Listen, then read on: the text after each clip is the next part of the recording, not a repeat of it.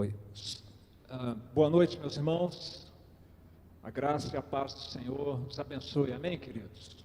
Aos nossos irmãos e amigos que nos acompanham remotamente também, de onde estiverem, que Deus continue falando ao seu coração por meio do culto dessa noite e por meio da sua palavra. O texto bíblico que nós vamos meditar hoje, meus irmãos, é a continuação da nossa série em Gálatas, agora virando a página do capítulo 4 para o capítulo 5, os 6 primeiros versos do capítulo de número 5. Gálatas 5, de 1 a 6.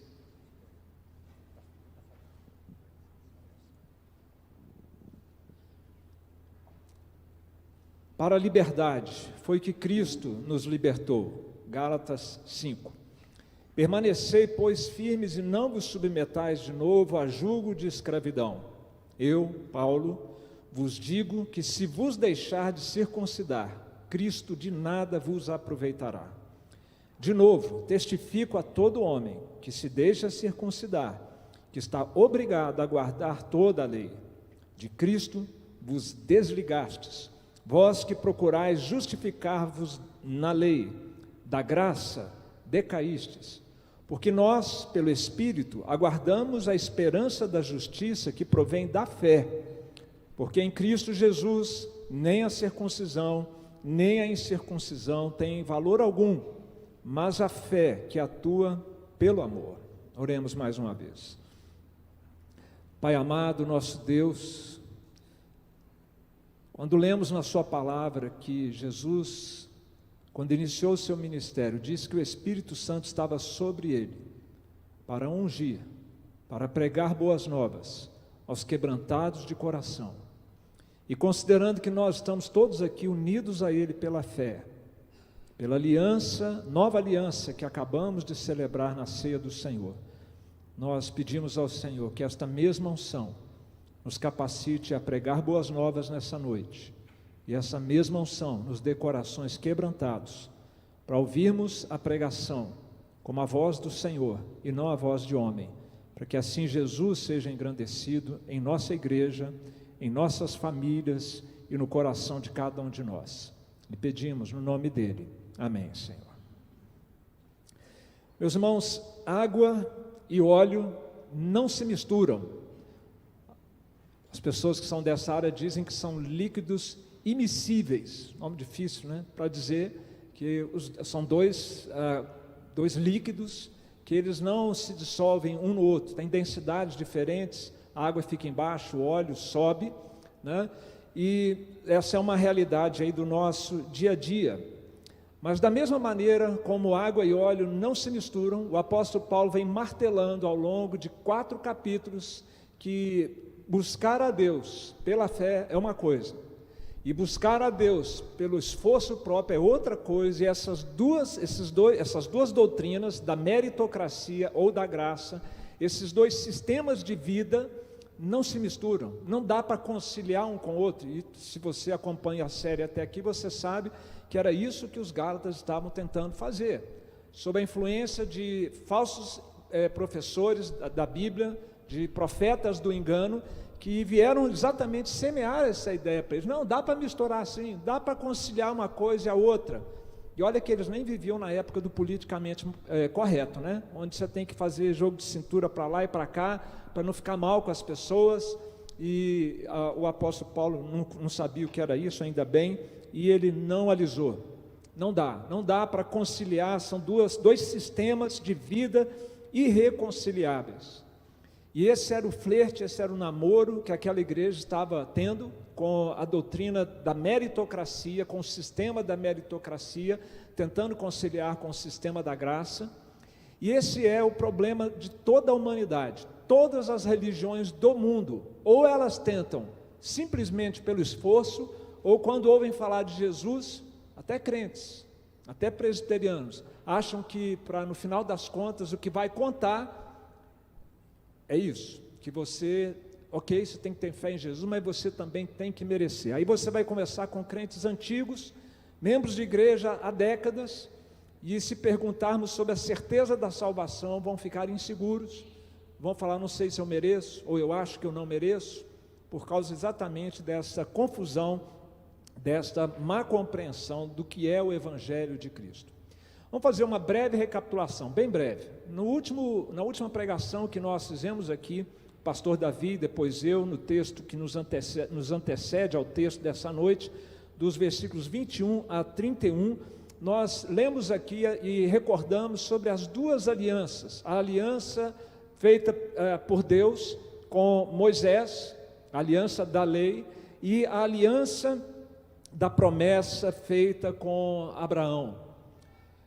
E foram exatamente as duas mulheres de Abraão que foram tomadas como símbolo dessas duas alianças. Uma livre, esposa, mãe de Isaque, a outra concubina, escrava, mãe de Ismael, e as duas representando exatamente, uma representando o sistema de viver a vida confiado na graça de Deus, e a outra de viver a vida confiado no seu próprio esforço. As duas representando duas alianças, a aliança de Abraão, que é a aliança da promessa de Deus. Abraão não fez nada para merecer, ele creu, ele foi salvo, e ele recebeu a promessa da bênção de Deus, e Agar com seu filho Ismael, representando a aliança da lei, aquela aliança lá com Moisés. Às vezes a gente confunde um pouquinho, achando que aquela aliança foi ruim, que ela era má. Não é isso. O que Jesus sempre combateu, e Paulo está combatendo aqui, é o mau uso da aliança da lei, é o mau uso do Antigo Testamento, porque ele nunca foi dado, nunca foi idealizado, nem com Abraão, nem com Noé, Abraão, com Moisés, com Davi, com os profetas, nunca. O Antigo Testamento foi dado com a expectativa de que pela obediência perfeita a ele as pessoas fossem salvas. É impossível, sempre foi impossível. O objetivo da lei não era esse, só que na época de Cristo, e agora aqui, na época que o apóstolo Paulo viveu e pastoreou aquele grupo de igrejas, estavam fazendo exatamente isso, distorcendo o uso da lei. A lei não serve para isso. A lei serve para nos dizer, olha, você quer ter uma aliança com Deus? Ele é santo, e é assim que se vive, diante de um Deus santo. Mas ao mesmo tempo a lei diz, e eu sei que você não vai conseguir, é por isso que você precisa de um Redentor. E a lei então nos leva a Cristo, pronto, esse é o papel da lei, ok? Mas eles não, eles falam, você tem que obedecer à lei, os rituais todos, o calendário religioso, os rituais de circuncisão, você tem que obedecer cada um dos mandamentos, além de ter a fé em Jesus Cristo. E quando nós vimos isso na semana passada, nas semanas anteriores, duas palavrinhas aqui chamam a atenção. Uma delas é liberdade, a outra é escravidão. E o texto bíblico, da semana passada terminou assim: e assim, irmãos, somos filhos, não da escrava, e sim da livre. E veja que na sequência o versículo primeiro diz, para a liberdade foi que Cristo nos libertou. Então, apesar de ter um capítulo aqui no meio com um número grande, versículos separando, o assunto continua, o tema vai ser desenvolvido pelo apóstolo Paulo, esse tema da liberdade cristã. E cada vez mais, à medida em que nós somos seguindo no livro de Gálatas, nós vamos ver então as implicações práticas dessa liberdade que nós temos em Cristo, de não precisar obedecer à lei para ser salvo, de não estarmos mais sufocados pela culpa, de não conseguirmos cumprir a lei, a liberdade de não nos sentirmos mais oprimidos pelo poder do pecado. E as implicações práticas para isso nós vamos ver a cada vez mais que avançarmos para o final aqui dessa carta. Portanto, meus queridos, o texto bíblico que nós temos diante de nós, ele nos ensina que nós devemos perseverar. É assim que começa o texto. Para a liberdade foi que Cristo nos libertou. Permanecei, pois, firmes, e não vos submetais de novo a jugo de escravidão. Liberdade e escravidão. Ele diz, perseverem nesta liberdade que nós recebemos em Cristo. Nós devemos perseverar na caminhada cristã, sem duvidar do Evangelho de Jesus. Bem, o que normalmente eu faria agora, meus irmãos, é identificar a estrutura do texto, se ela tem dois argumentos principais ou três, apresentar aos irmãos e nós argumentarmos, procurando, sob a orientação do Espírito Santo, trazer aplicações práticas para a nossa vida. Hoje não posso fazer isso, pelo menos não pretendo, até porque os dois argumentos principais que estão aqui na carta, dizendo que a fé é o requisito para essa libertação espiritual, dizendo também que é pela fé que nós recebemos as bênçãos do perdão de pecados e de uma vida de santidade. São verdades preciosas, têm implicações muito importantes, mas hoje nós não vamos fazer isso, sabe por quê? Como dizem os ingleses, tem um elefante na sala aqui hoje, nós não podemos fingir que nós não estamos vendo. O elefante na sala é um ditado que quer dizer o seguinte: quando as pessoas veem ou se deparam com uma situação constrangedora e todo mundo faz cara de paisagem para fazer de conta que não está vendo ou não está constrangido com aquilo.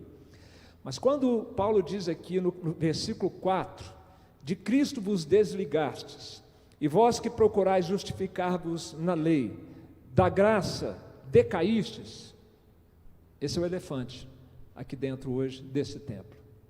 Paulo está ensinando então que é possível a gente se desligar de Cristo, que é possível a gente cair da graça, que é possível a gente perder a salvação.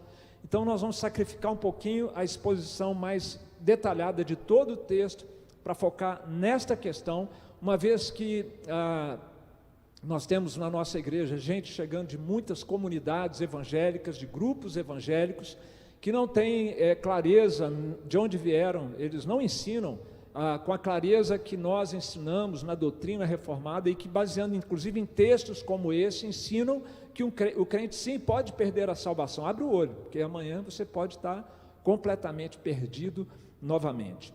Então nós vamos tratar deste ensinamento do apóstolo Paulo, com a complexidade que ele tem, tentando trazer de uma forma bem acessível para os irmãos, e abordando, interpretando esse texto à luz do parágrafo e à luz da carta e à luz do ensino da Bíblia toda, de um modo geral, tá?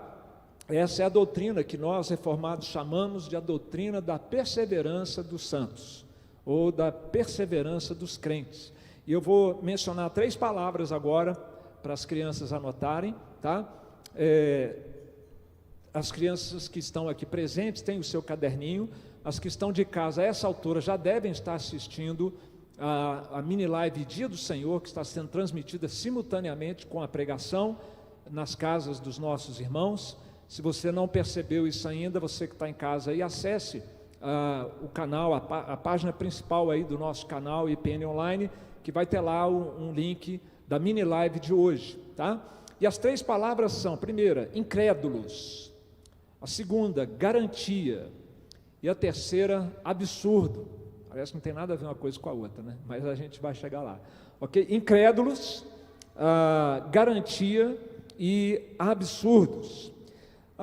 Quem é que se desliga da graça de Cristo? Quem é que cai da graça de Cristo? São os crentes ou são os incrédulos? Se são os crentes, então é isso mesmo, a gente perde a salvação. Se são os incrédulos, como assim? Eles já estiveram em Cristo, já conheceram a graça e agora está confuso, está mesmo. Vamos tentar compreender isso aqui, meus irmãos. O ensino mais comum quando se pega um texto desse aqui é dizer o seguinte: quem comete pecados terríveis e não se arrepende deles, vai perder a salvação. Corre o risco de se desligar de Cristo, corre o risco de cair da graça. Você conhece alguém que na sua geração de crianças, adolescentes, jovens, esteve com você na igreja e foi para o mundo e nunca mais voltou? E hoje vive numa vida assim, totalmente distante de Deus, com comportamentos que inclusive contrariam o que aprendeu aqui na igreja ou na igreja de onde você veio. Essa experiência prática que leva alguns a usar um texto como esse para dizer: está vendo? É isso que acontece quando as pessoas que são crentes não se arrependem, elas acabam caindo da graça e se afastando de Cristo. O problema, meus queridos, desta maneira de usar esse texto para justificar essa experiência, é que o texto bíblico, no seu contexto, não fala nada disso, de pecados graves. Em nenhum momento está dizendo de imoralidade sexual, em nenhum momento está falando de desonestidade, de mentira, de corrupção, não está falando de pecados. Então, como já vinha falando de uma série de pecados que nós devemos evitar, e há textos bíblicos que fazem isso, que fazem uma lista de pecados, depois inclusive aqui vai ter lá no capítulo 5 mesmo, as obras da carne, né, vão ser mencionadas aqui, mas não agora. Toda a discussão estava girando até aqui sobre 2 sistemas de vida: Ou você tenta buscar a Deus pelo sistema da graça, ou você tenta buscar a Deus pelo sistema do mérito.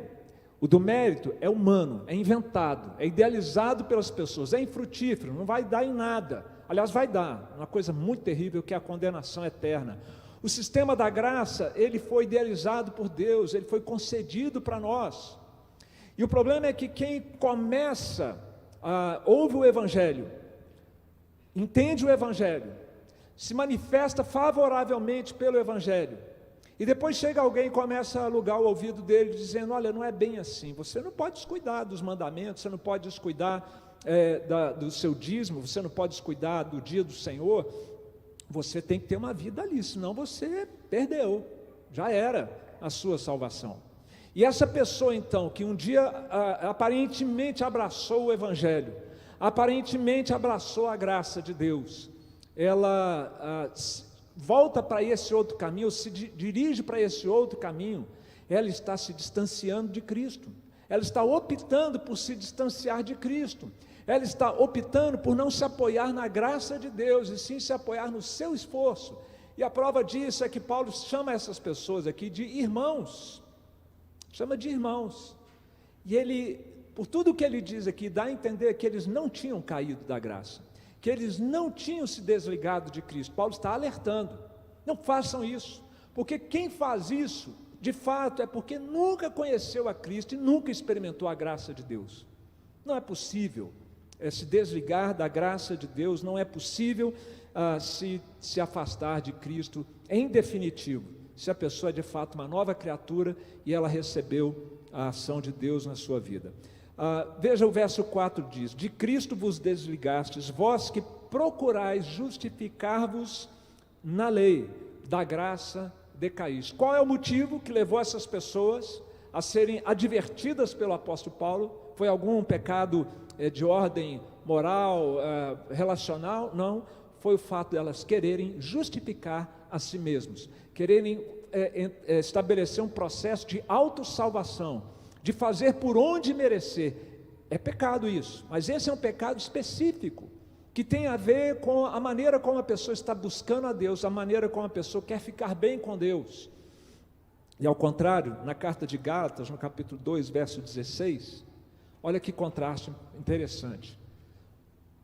Se afasta de Cristo, se afasta da graça aquele que quer justificar a si mesmo. E por outro lado, Paulo diz: temos crido em Cristo Jesus, para que fôssemos justificados pela fé. Percebe a diferença? Aqueles queriam justificar a si mesmo. Este aqui, Paulo e outros, e nós, queremos ser justificados pela fé. É uma obra de Deus, não é uma obra do homem, é graça, a salvação pertence ao Senhor. Essas então, meus queridos, é isso que Paulo está querendo demonstrar, e eu espero que fique muito claro isso no seu coração, porque nós estamos sujeitos nesse tempo nosso de politicamente correto, de sincretismo, nós estamos sujeitos a ser muito tolerantes, temos que ser tolerantes com as pessoas, temos que ser tolerantes em amor uns aos outros, mas temos que ser intolerantes com a mentira, com o engano. Não podemos ficar namorando ou sendo simpáticos com outras ideias religiosas que contrariem a palavra de Deus. Eu gosto da fala de William Hendrickson, quando ele diz que um Cristo suplementado é um Cristo suplantado. Se você quiser ter Cristo mais obras, já não tem mais Cristo. Nessa mesma linha, João Calvino dizia: quem deseja ter apenas um meio Cristo, perde o Cristo inteiro. E aqui a referência é exatamente essa, é de querer ter Cristo e mais o esforço, Cristo e mais a obediência para a salvação. Não é assim que funciona, meus queridos. A nossa confissão de fé, ela é muito clara então a respeito dessa segurança que o crente pode ter a respeito da sua salvação. No capítulo que trata da perseverança dos santos, nos diz o seguinte: os que Deus aceitou em seu bem-amado Filho, os que Ele chamou eficazmente pelo Evangelho, e os que Ele santificou pelo seu Espírito, eu espero que isso se refira a você, não podem decair do estado da graça, nem total, nem finalmente. Pode ter um momento de crise, parcialmente, por um tempo, mas não total, nem finalmente. Mas com toda certeza, hão de perseverar nesse estado até o fim e serão eternamente salvos.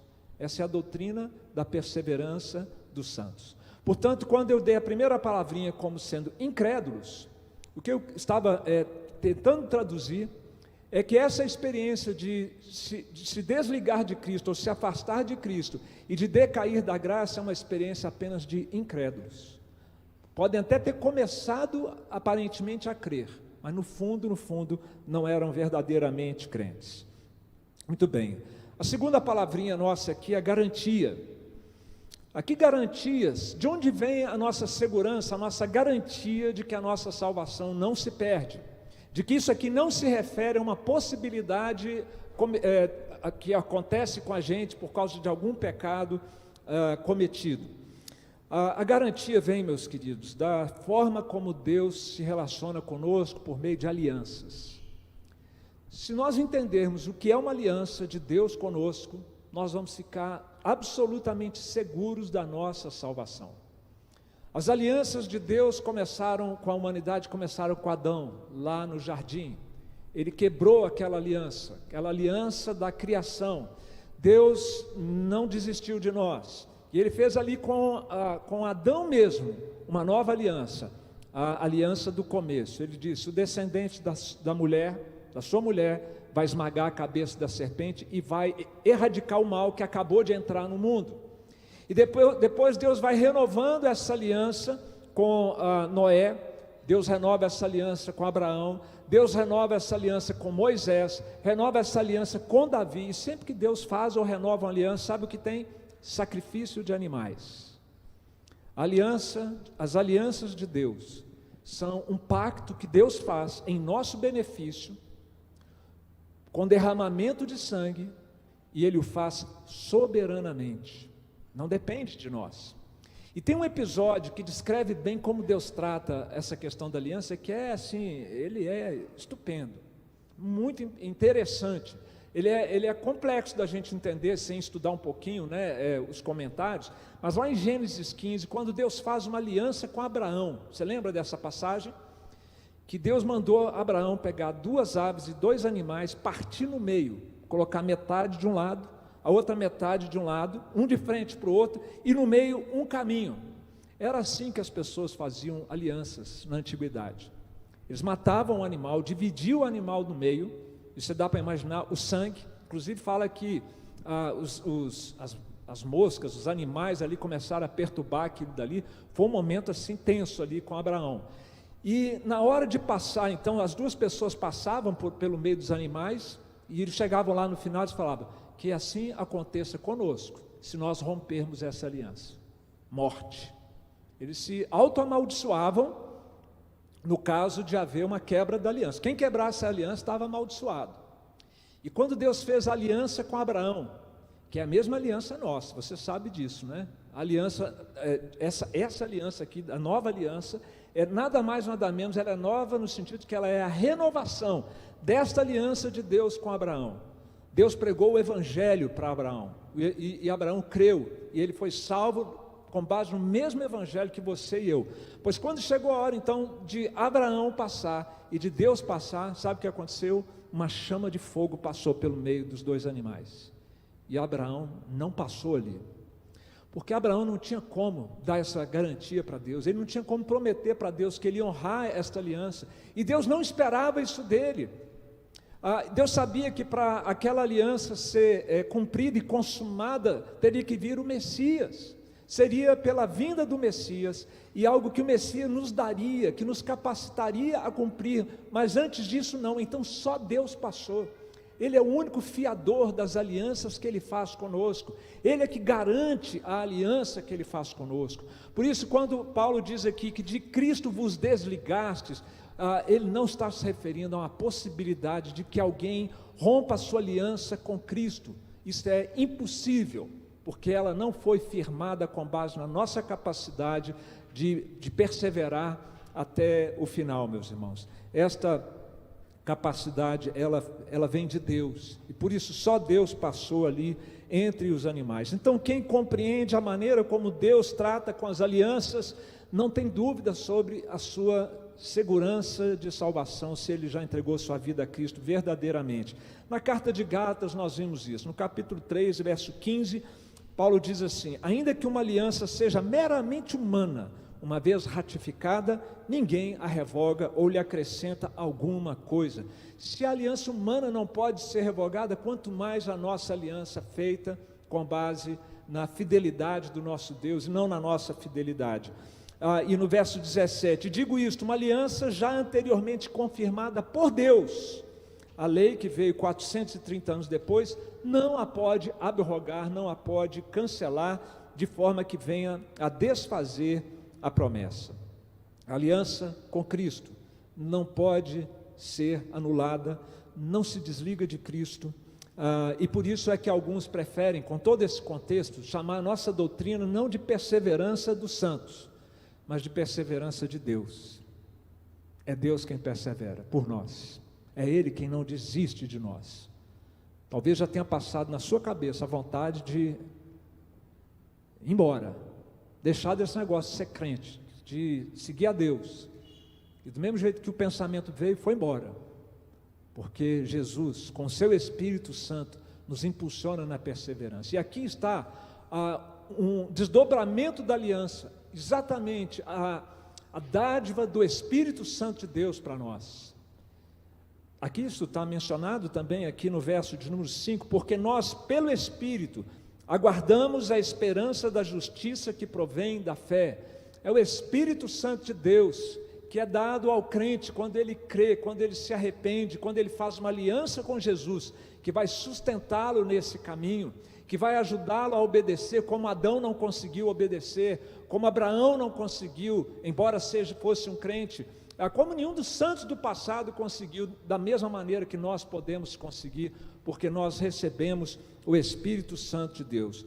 Um dos textos mais lindos da Bíblia Sagrada está em Ezequiel 36, 27, quando fala que Deus iria tirar o coração de pedra e colocar um coração de carne dentro de nós. O profeta Ezequiel traz a palavra de Deus dizendo: porei dentro de vós o meu Espírito. E sabe o que vai acontecer? Isso é uma referência àquela aliança ali, a nova aliança com Jesus. Quando o Messias vier, eu porei dentre vós o meu Espírito. E aí Jesus, depois da sua morte e ressurreição, ele falou: eu preciso ir, porque se eu não for, o Espírito não vem. E se o Espírito não vier, não cumpre Ezequiel. Porei dentre vós o meu Espírito. E sabe o que vai acontecer? Eu farei que andeis nos meus estatutos, guardeis os meus juízos e os observeis. O nosso grande problema, que é o pecado, a rebelião, a desobediência a Deus, finalmente terá sido tratado. Cristo morre e perdoa os nossos pecados. O Espírito vem e nos impulsiona a uma vida de santidade e obediência a Deus. Não para merecer nada de Deus, mas porque a sua graça age em nosso favor. E nós vamos obedecer sim, nós vamos procurar ser santos sim, nós vamos procurar agradar a Deus sim, mas porque já fomos alcançados pela graça de Deus. Esta é a garantia, portanto, meus queridos, que nós temos. A garantia da maneira como Deus estabelece as suas alianças com o seu povo, com fidelidade e nos dando o seu Espírito Santo. E a terceira palavra, então, agora é o absurdo. Eu não tenho a pretensão de, nessa noite, aqueles que aqui são arminianos convictos, ou quem nos ouve, ou quem nos ouvirá depois na internet, de mudar ou fazer a cabeça de ninguém. Eu espero orientar as nossas ovelhas, aqueles que querem aprender a palavra de Deus, mas vamos pensar no absurdo de que um crente pudesse perder a salvação. Vamos levar então essa ideia ao absurdo final.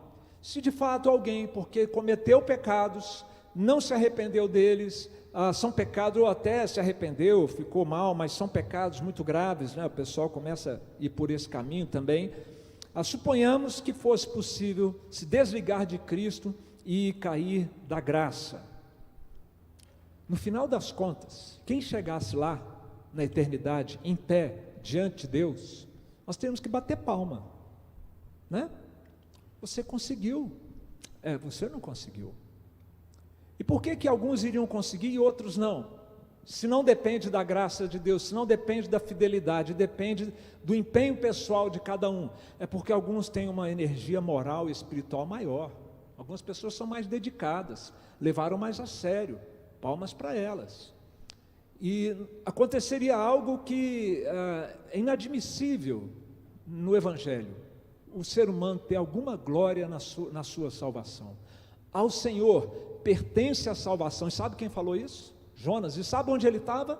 Na barriga daquele peixe grande, lá no fundo do oceano. Ele orou ao Senhor reconhecendo isso, no momento dramático da sua vida. Ao Senhor pertence a salvação. Se não fosse por Deus, ele ia ser sepultado vivo no peixe, dentro da barriga daquele peixe. E o Senhor lhe deu salvação, o Senhor lhe resgatou ali. Meus irmãos, se houvesse essa possibilidade de alguém cair da graça e se desligar de Cristo, eu pergunto: quão bom um crente tem que ser então, para isso para não se configurar cair da graça ou se desligar de Cristo? Quão bom temos que ser? Porque tem que ser, eu acho que tem que ser uma coisa bem grave, né, para justificar ele perder a salvação. E aí, quanto será isso? Quem vai definir isso? Vocês acham que Deus ia deixar a coisa assim, ao nosso critério, né, nebuloso, sem ter uma definição? Se uma pessoa, agora uma segunda reflexão: se uma pessoa pode se perder porque ela não é capaz de ser fiel, vamos lá, pensando logicamente, todos poderiam se perder? Haveria essa possibilidade? Se não dependesse de Deus, se dependesse só da gente, seria possível que um crente, não tendo a ajuda da graça de Deus, ele se desviasse em definitivo? 1, 2, 3, todos. Se um poderia perder a salvação, todos poderiam. Aí Jesus é enviado em missão a esse mundo, morre numa cruz, dá sua vida por nós, e ninguém vai para o céu. Numa hipótese como essa, uma hipótese plausível, poderia acontecer. E o que seria dito então daquela revelação bíblica que diz que os planos de Deus não podem ser frustrados? É por isso que na nossa confissão de fé não fala de sonhos de Deus, fala de decretos de Deus. O que Deus decreta acontece. Deus decretou a nossa salvação, como diz lá em Efésios, fomos predestinados antes da fundação do mundo. E o que Deus decretou vai acontecer. A sua graça, o que Deus exige de nós, a sua graça nos concede, para que nós possamos realizar. O sacrifício de Jesus teria sido um sacrifício inútil, e ao invés dele estar sendo glorificado, todo joelho se dobrando no céu e na terra para exaltar a Cristo, ele se recolheria envergonhado aos céus, porque todos rejeitaram a sua salvação. Essa é uma possibilidade, se dependesse tão somente da gente. Mas ao contrário disso, meus irmãos, a palavra de Deus nos diz que todo aquele que o Pai me dá, Jesus disse isso, esse virá a mim, e o que vem a mim, de modo nenhum o lançarei fora.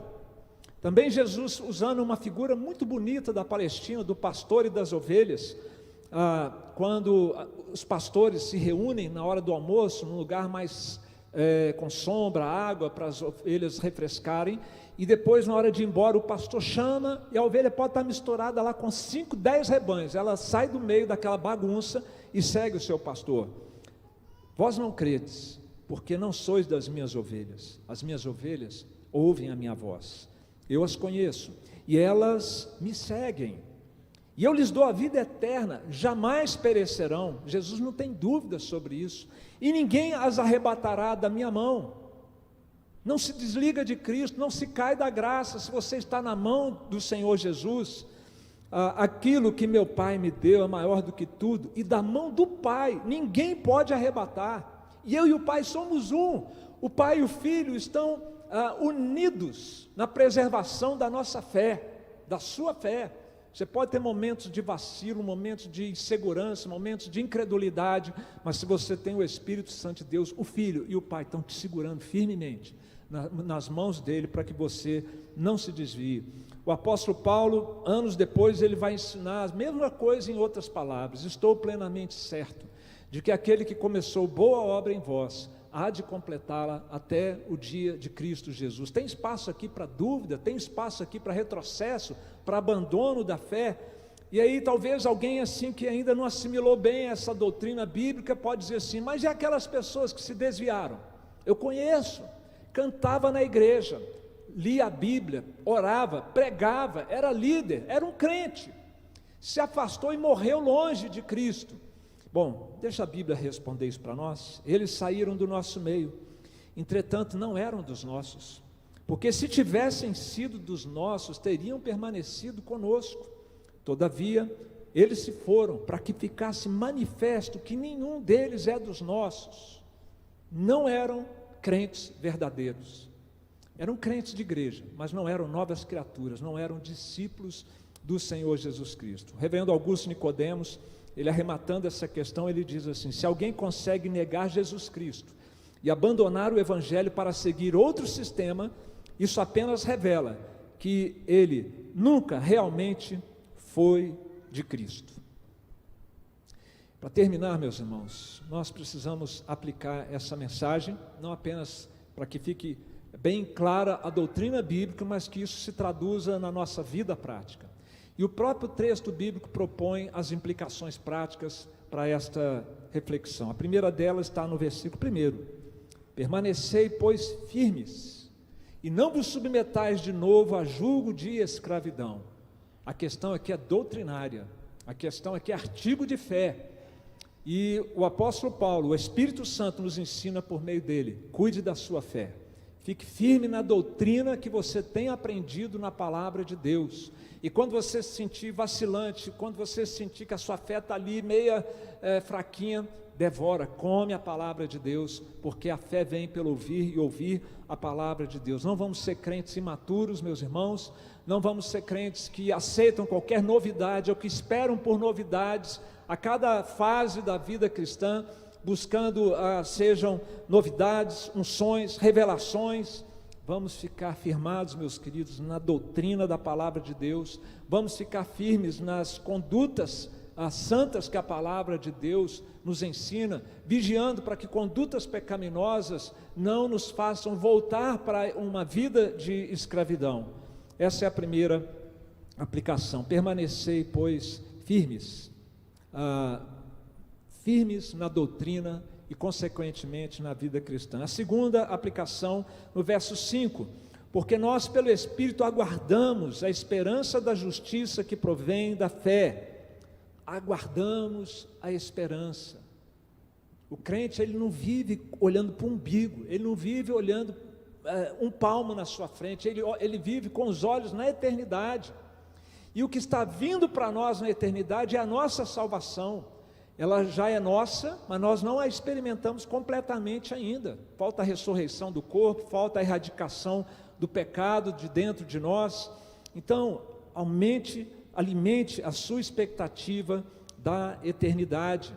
E olha que interessante, ao invés de ter gente trabalhando pela sua salvação, o apóstolo nos ensina: espere a sua salvação, virá de Deus. Você não tem que ficar ansioso, fazer por onde. Cristo já fez por onde. Desfrute dessa segurança, desfrute dessa salvação no seu coração. É graça, não vem por obras. Então espere confiante, e mesmo no meio das lutas, fique firme nas promessas do Senhor. E por último, no versículo 6, mais uma aplicação: porque em Cristo Jesus nem a circuncisão nem a incircuncisão tem valor algum, mas a fé que atua pelo amor. A aplicação aqui é a seguinte: faça boas obras, seja uma pessoa melhor, obedeça à lei de Deus, mas não para ganhar pontos com Deus, porque Ele já te fez uma nova criatura, Ele já te deu o Espírito Santo. Isso que eu acabei de falar aqui é você ser quem você é você ser quem você foi feito, na verdade, porque nós não somos nada disso, nem capazes de fazer boas obras que agradem a Deus, não somos pessoas boas, não somos obedientes à palavra de Deus, mas nós podemos sim ser e fazer essas coisas, porque nós temos o Espírito Santo de Deus em nós. E essa crença, alguns dizem que essa nossa crença de que o crente não perde a salvação, é um incentivo ao pecado. Bom, eu estou salvo mesmo, então agora eu vou deitar e rolar. Olha, quem é salvo mesmo não vai ter nem coragem de verbalizar uma coisa dessa, porque quem experimenta a graça de Deus no seu coração está tão agradecido, tão humilde, que ele só quer agradar a Deus. Quem pensa assim é o diabo, e aqueles que dão ouvido ao diabo. Mas que essa certeza da salvação, ao invés de ser uma licença para você pecar, seja um estímulo a ter um coração humilde, grato e a uma vida de santidade. E fazer isso, olha que interessante, Paulo começa o parágrafo dizendo, olha, sabe essa turma aí que está querendo dizer que você tem que fazer boas obras para ser salvo? Ele termina dizendo, já que você está salvo e tem fé, que a sua fé atue pelo amor, que a sua fé faça obras, que a sua fé sirva por amor a Deus e por amor ao próximo. Ele não está negando a importância de ser uma pessoa ética, de ser uma pessoa santa, de ser uma pessoa que vive em retidão, mas você não pode, nesse caso aqui, colocar o carro na frente dos bois. Primeiro vem a fé, depois vem as obras. A fé que salva sozinha, mas depois que salva, ela não fica sozinha, ela atua pelo amor. E hoje em dia, meus queridos, há muitas oportunidades para nós termos uma fé atuante pelo amor. Vivemos um momento crítico na história da humanidade. As necessidades materiais, as necessidades emocionais e as necessidades espirituais são imensas nos nossos dias, e você pode ser a resposta à oração de pessoas que estão passando por necessidades nestas áreas ou em qualquer área da sua vida. Atue pelo amor, seja generoso, seja prestativo, seja dedicado, se doe, não seja egoísta, não viva para si mesmo, para o seu umbigo, porque quem tem fé em Cristo tem uma fé que atua pelo amor. Meus queridos, esta é a mensagem da palavra de Deus. Devemos perseverar na caminhada cristã, sem duvidar do Evangelho de Cristo, sem duvidar da nossa segurança de salvação, se nós estamos em Cristo. Que o Senhor abençoe e faça frutificar essa palavra no seu coração, e nós vamos adorar a Deus com um dos nossos corais agora.